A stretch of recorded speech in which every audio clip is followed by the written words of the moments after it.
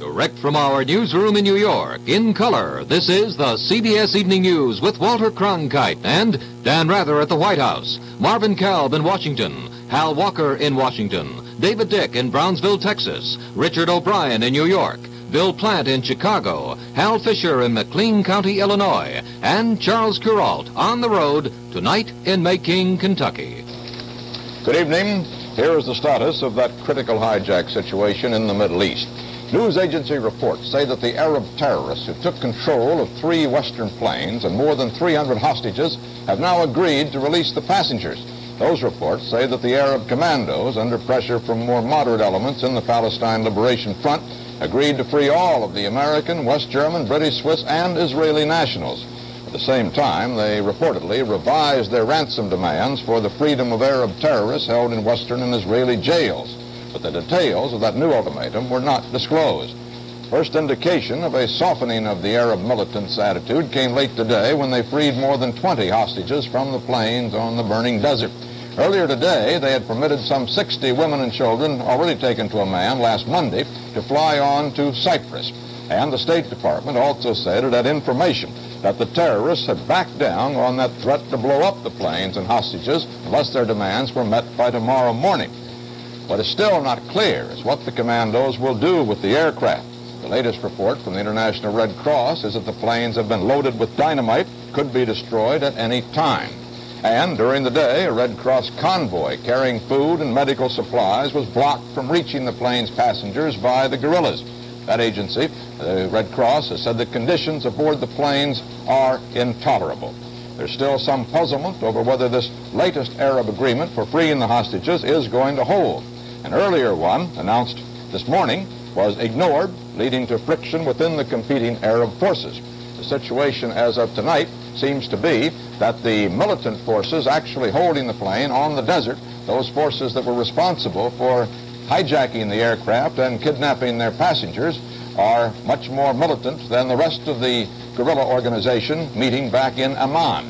The more moderate elements want to release the hostages under pressure from Syria and Iraq, Jordan itself, and Egypt, but the militants are still holding out. More in a moment.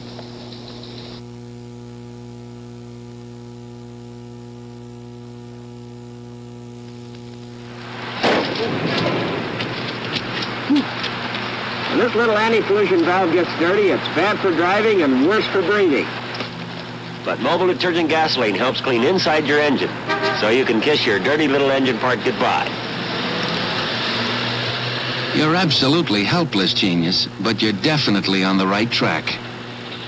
Help clean your engine with mobile detergent gasoline. A cleaner engine can mean cleaner air. When man decided to shave, he invented the razor blade and reinvented the razor blade. Then one day, man invented the wheel and put 3 of them on a shaver and made them float to follow his face so they could shave him and most other men as close or closer than even a platinum or chromium blade. And man called it the Norelco Triple Header. President Nixon has announced several steps designed to counter hijackings. The most dramatic was his announcement that armed government guards are going to be assigned to many U.S. overseas and some domestic airline flights. More on that story from Hal Walker. The White House anti-hijacking plan is in 3 parts. Starting tomorrow, armed guards will ride shotgun on some domestic and international flights. Electronic surveillance at the airports will be increased, and pressures will be brought on the international community to ostracize those countries that do not punish their hijackers. Presidential aide Peter Flanagan was asked about the dangers of armed men aboard airliners. These will be very sophisticated, highly trained, experienced, mature men. They will, clearly we would not put them on the planes if we thought they would add to the danger. They will, in our opinion, greatly diminish the chance of hijacking. In addition, there is a misconception that if a gun is fired in an airplane flying at high altitude in a pressurized cabin, that as a result there can be some kind of a disaster. That is not true. A bullet can go through the skin of a modern airplane flying at very high altitudes, fully pressurized, and there is no substantial danger from such a shot. Federal Aviation Administrator John Schaefer dealt with a surveillance question. We know the system is effective in the United States. We have actually experienced a sharp drop of hijacking attempts, and there has not been a successful hijacking originating from a gate position where that system has been in operation. But the system, unfortunately, is still on a limited basis. The government and the airlines will pick up a part of the security costs, but for the rest, Congress will be asked for increased passenger taxes. Hal Walker, CBS News, the White House.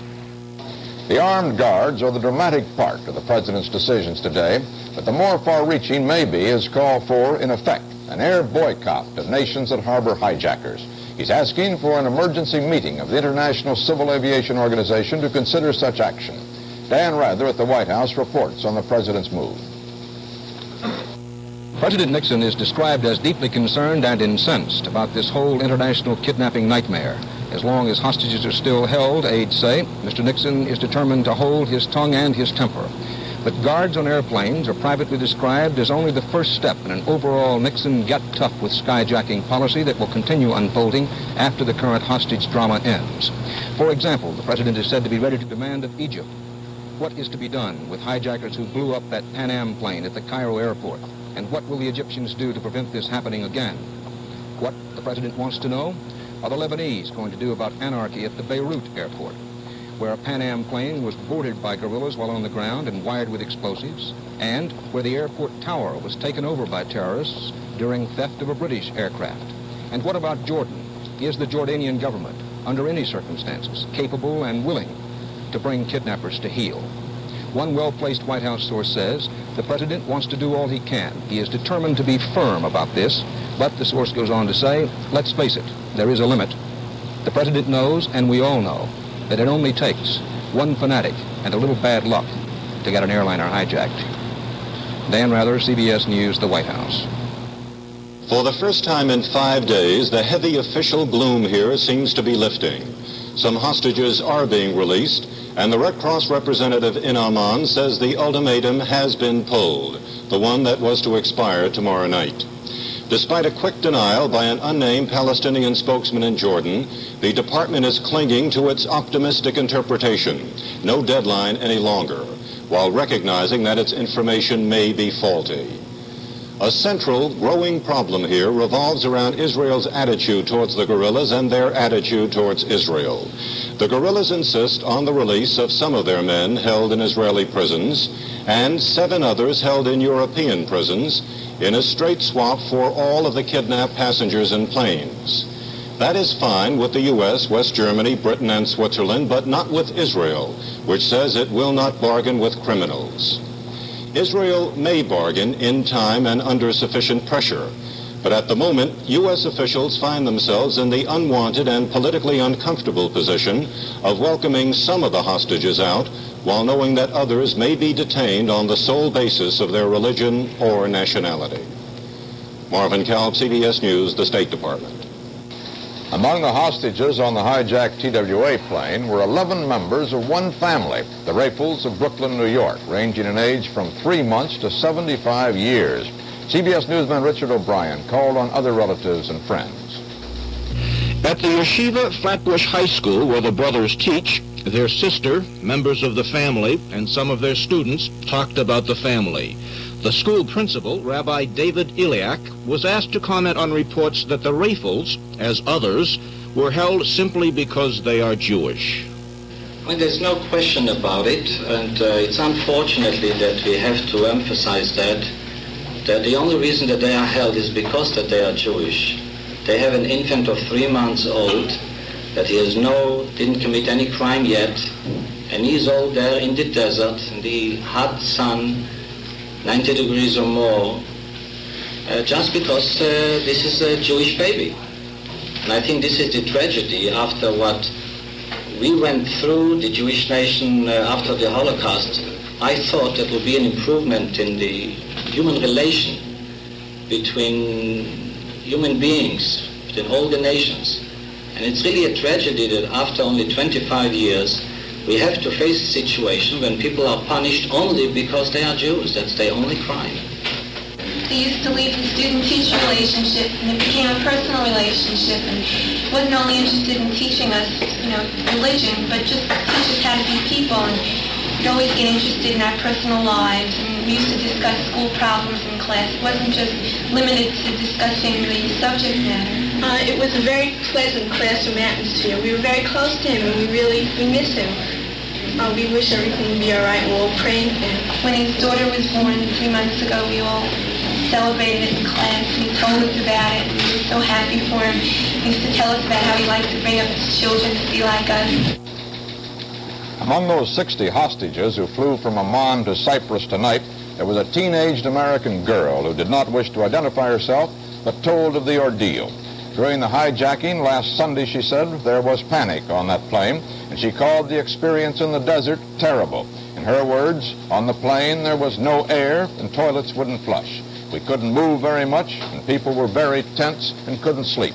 Commandos were walking up and down with guns. The situation on those planes tonight is even worse. Now they're fused with dynamite, and a sandstorm today filled the planes with dust, making conditions even more intolerable. In Indochina today, only light action was reported.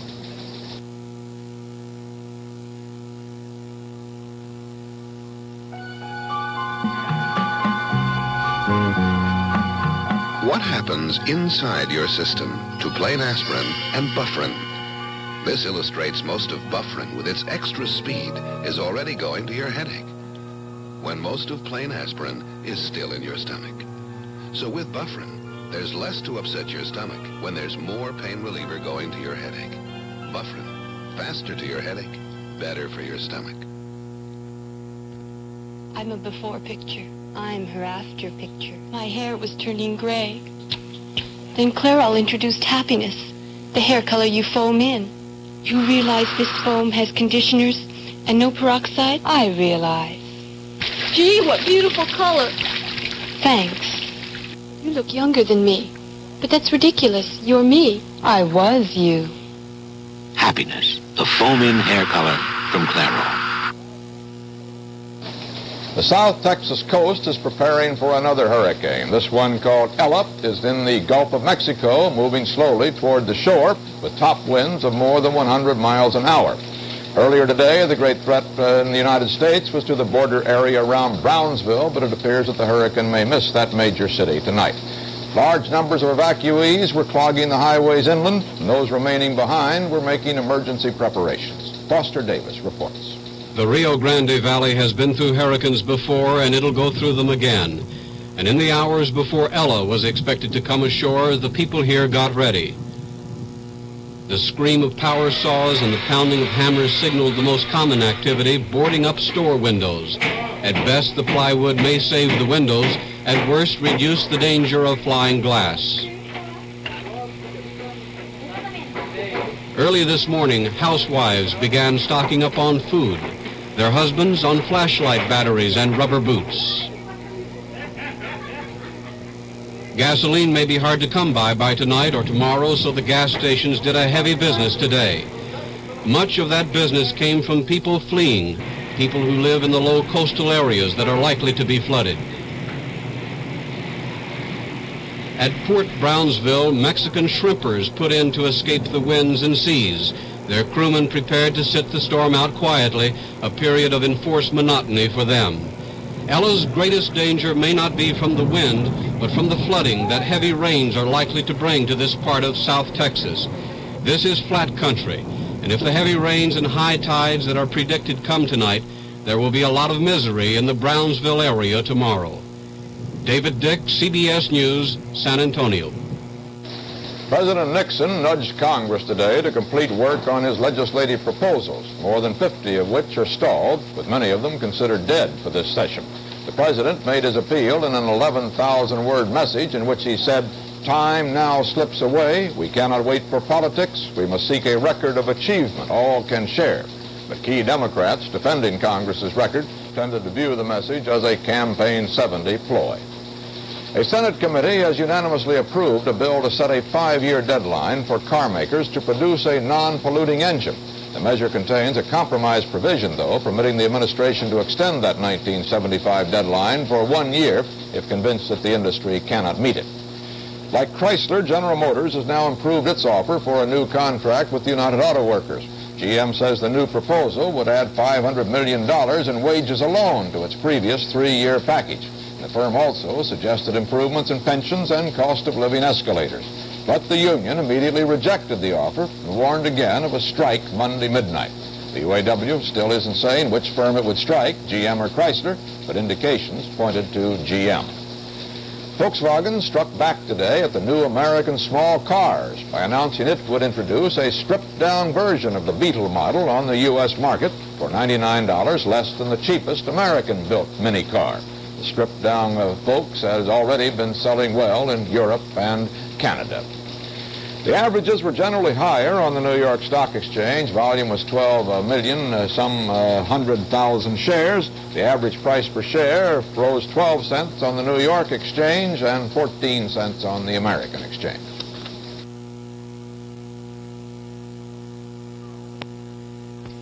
How about some tea, Professor? I'd love to, Jane, but tea stains my dentures. Tea stains? You need Efferdent tablets. Watch. It's turning blue. That means Efferdent's bubbles are scrubbing away its stain and odor. When the blue disappears, dentures are cleaned. I'll try it. Jane, your Efferdent gets an A+. Tea, it's back on my schedule. Efferdent removes stubborn stains between teeth in minutes. Really, baby? We make beautiful music together. And that is about all. I'm gonna do it. What? Bar your Listerine. I've tried everything else. What do you know? Henry will now kill germs that can cause his bad breath. Don't knock it, Brady. This stuff is strong, so it really does last long. Beautiful music. Beautiful. Listerine antiseptic kills germs, lasts for hours. President Nixon has named Philadelphia as the prime site for the nation's 200th birthday party in 1976. The city where the Declaration of Independence was signed and the Constitution drafted thus won out over Boston, Washington, and Miami. But other major bicentennial events will be held in those cities. The U.S. Agriculture Department has revised its forecast of the 1970 corn harvest downward by 6% because of the spread of southern corn blight. Agriculture Secretary Hardin notes this would still be the third largest harvest in the nation's history. But with the destructive fungus making its debut far outside the South, farmers and others are hardly reassured. Bill Plant reports from Chicago. The Department of Agriculture's monthly crop report always receives the same security treatment as state and defense secrets until it's released after the close of the commodity markets. Newsmen today were particularly interested in the department's estimate of how badly corn blight has affected this year's crop. Secretary Clifford Hardin told them that it could have been worse. This reduction is due to two factors. I think it's important to point out. Dry weather in the western part of the Corn Belt, and of course the much publicized corn blight in the central and eastern part, southern part of the Corn Belt. We're of course gratified that the indicated losses are not greater. Government reassurances to the contrary. There are farmers throughout the nation who are harvesting early to save what they can, and the repercussions have already been felt on the trading floor at the grain pit in Chicago. Southern corn leaf blight is a fungus disease previously unknown in this part of the country. Fields at this time of year should be bright green. Instead, they are dead brown. And when the combine hits the row, crumbling stalks send up clouds of black fungus. In McLean County, Illinois, the largest corn-producing area in the nation, Gus Zebarth has 1,100 acres in corn, and he's harvesting early. He talked about it with CBS newsman Hal Fisher. This is a southern blight where you have the damage to the ears. See the sprouting on the end? Yeah. And the whole ear is completely rotten on this one. Well, is that of any use? Can you feed that to Not cattle? this one. This is no good at all. It's completely rotten. Well, if you were to estimate on the basis of last year's crop, what do you think your percentage loss would be for this harvest? Your money loss? Well, this field was in corn last year, and I planted this in April, which would be my better field. And I'd say it's 30% under last year. And my later corn, there you just guess at it, but it's got to be More like 50%. Because the ears are falling down already and they're not even matured yet. The kernels of corn in this early harvest contain much moisture. When they're dumped at the local elevator, they have to be dried, and even the healthy kernels will probably be smaller this year. Corn is the nation's principal feed grain for hogs and poultry as well as for steers, and if the blight makes the harvest substantially smaller, cattlemen will be forced to market early, bringing prices lower temporarily, but much higher later when there is no meat. The government is clearly anxious to avoid widespread concern, but everyone acknowledges privately the blight is very serious. There is much uncertainty. Just how badly the crop is affected won't really be known for another 2 months after the harvest is over. This much is certain. If there is a substantial drop in this year's crop, the consumer will know it as prices soar 6 months from now. Bill Plant, CBS News, Chicago. U.S. Supreme Court Justice Hugo Black has denied a stay of extradition for Charles Watson, a former member of the Manson clan, from McKinley, Texas to Los Angeles, where he's to stand a separate trial for the Tate LaBianca murders. 2 policemen immediately left Los Angeles with orders to return with Watson tonight. A Berkeley, California real estate operator is missing, and police say an anonymous telephone call indicates he may have been kidnapped by rent strike radicals. 43-year-old Jack Setzer, who disappeared Wednesday, was president of the Berkeley Board of Realtors last year and was an outspoken opponent to rent strikers and other tenant demonstrations. The board's headquarters has been attacked a number of times, including one firebombing. Police quoted the anonymous caller as saying, "We got the Berkeley Board of Realtors, and now we have their president." Actor Chester Morris, who played the detective Boston Blackie on television and in the movies, was found dead today in New Hope, Pennsylvania, from an overdose of barbiturates. Morris was 69. Officials were initially uncertain whether the overdose was accidental.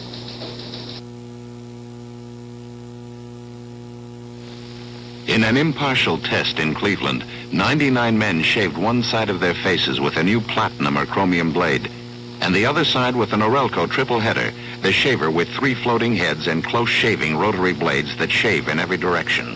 When it was over, each man felt his face, and 7 out of 10 said the Orelco triple header shaved them as close or closer than the platinum or chromium blades. Norelco. Oh, hi there. This big thing here is an engine. And this little thing inside the big thing keeps the air cleaner. Now, when this little thing gets very dirty, it can make the whole big engine go. The genius is trying to tell you that a dirty engine can mean dirty air, and that there is something you can do about it. Oh, hi. This big thing here is an engine. Help clean your engine with mobile detergent gasoline. A cleaner engine can mean cleaner air. On the road, CBS News correspondent Charles Carrault has found that old-time religion alive and well in Appalachia. We have heard that God is dead, but driving through these Kentucky mountains, we keep running into Baptists. Primitive Baptists, hard-shell Baptists, no-hell Baptists, missionary Baptists, First Baptists, and regular Baptists.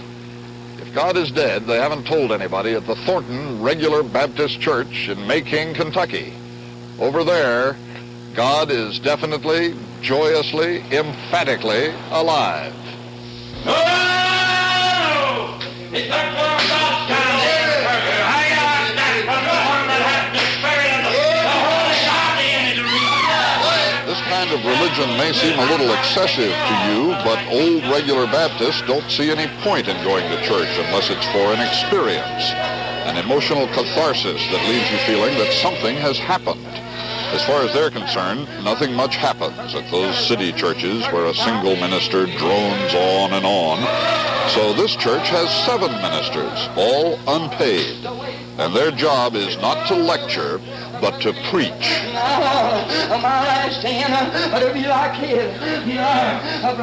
Baptists are always disagreeing on minor points of dogma and dividing. This church was started in a log schoolhouse in 1848 by 20 men who disagreed with some forgotten belief of another church. And recently, some members of this church split off in the belief that women should not cut their hair. Thornton Regular Baptists believe women can wear their hair any length they choose and still be saved.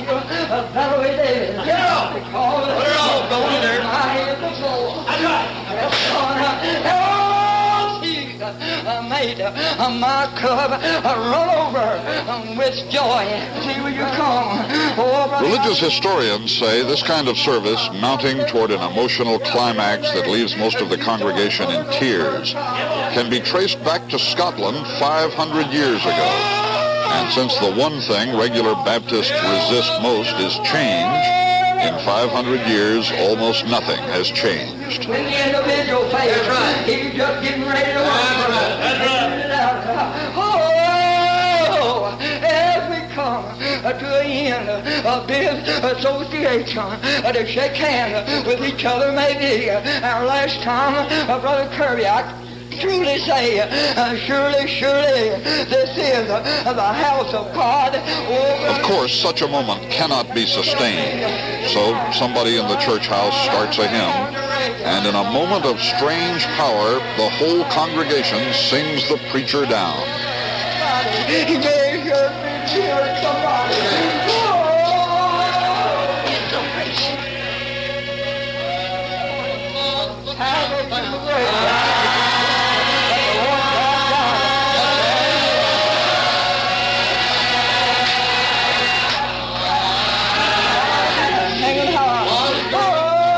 It's a kind of religion that is strange to most modern Americans, but to Thornton's brother Arthur Dixon, it's the only kind of religion worth having. What is the difference between a good preacher and a bad one?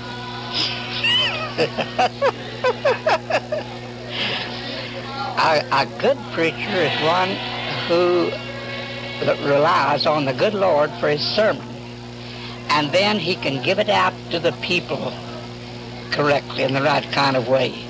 Then they feel the Bible speaks about love flowing from breast to breast. You can feel it. Besides hearing it, you feel this feeling if you're a Christian, and it's wonderful. You just want to get up and shout. You can't keep your seat hardly. That's the reason they shout. They don't shout to be seen or for some other cause. They shout because they feel good. They feel like shouting, praising the good Lord. And so, in a reportedly godless age, the old-time religion lives on after all, among mountain people who have kept their traditions and kept the faith. After church, they greet one another with the kind of warmth and affection that brings a couple of lines of scripture to the mind of a visitor. Something about praising God in the highest. Something about being brothers one to another. Charles Kuralt, CBS News, Macon, Kentucky. And that's the way it is. Friday, September 11th, 1970. This is Walter Cronkite, CBS News. Good night. You got up before the sun, traveled all day long, but nothing can go wrong, 'cause you're going home, going home. But will it be the same as you remember? Remember in the shadows of your mind. Will it all be just the way you remember? The place you left 1,000 nights behind. Wherever you go, that's Marlboro country. Marlboro country is everywhere. You're bound to end up home, going home, going home. Come to Marlboro country. This has been the CBS Evening News with Walter Cronkite. 60 Minutes premieres the new season with a look at Gershwin's Porgy and Bess and a futuristic view of cable television Tuesday night at 10, 9 Central Time on CBS.